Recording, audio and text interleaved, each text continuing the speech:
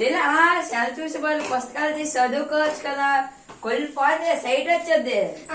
నేను చదవను, నేను సెల్లే చూసుకుంటున్నా. పెద్దయ్యాక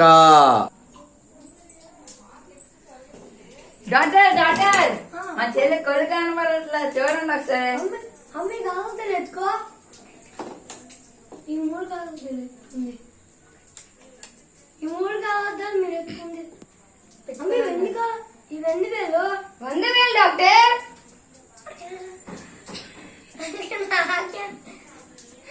డాక్టర్ ఎందుకు డాక్టర్ నీకు ఈ జీవితంలో కళ్ళే కనబడవమ్మా. డాక్టర్ మరి దేంతో చూడాలి డాక్టర్? నీ ముక్త చూడు.